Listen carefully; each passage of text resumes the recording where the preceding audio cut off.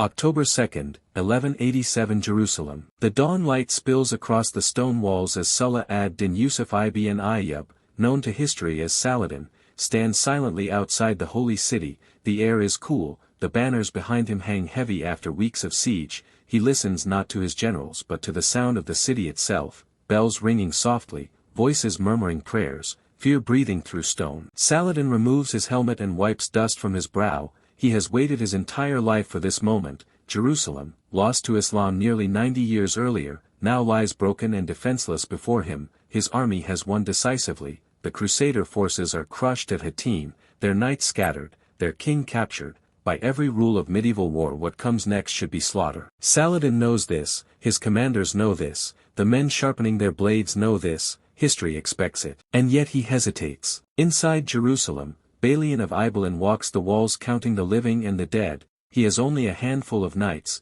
barely enough to man the gates. Women and children crowd the streets below him. Memories haunt these stones. In 1099 the Crusaders stormed the city and butchered its Muslim and Jewish inhabitants until blood ran ankle deep. Everyone remembers, everyone expects revenge. When Saladin's envoys arrive, Balian threatens the unthinkable. If the city is taken by force, Jerusalem will be destroyed, holy sites burned, civilians killed. It is not bravado, it is desperation, and Saladin understands desperation well. That night Saladin withdraws to his tent. Advisors urge him to attack. Victory would cement his name forever, vengeance would satisfy generations of grief. Yet Saladin thinks of something else. He thinks of legitimacy, of faith, of how power is remembered. He remembers Damascus, Cairo, Baghdad, cities that watch his actions closely.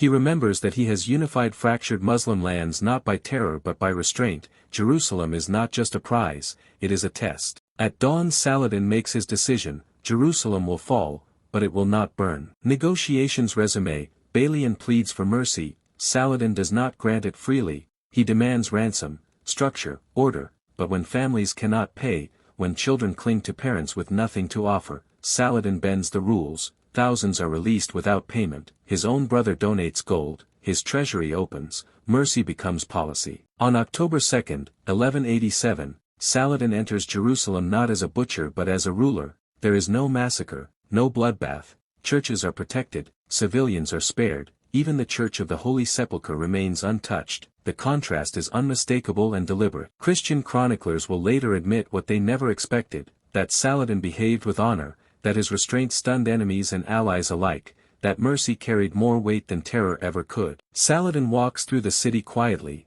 He does not celebrate loudly. He orders the dome of the rock cleansed and repaired. Prayers resume. But vengeance never comes. He understands that victory secured by fear collapses quickly, but victory shaped by mercy reshapes the future. In choosing mercy when victory was certain, Saladin wins more than Jerusalem. He wins legitimacy, he changes the moral balance of the Crusades, and he leaves behind a legacy that outlives conquest. Jerusalem stands not as a monument to slaughter, but as proof that power restrained can echo longer than power unleashed.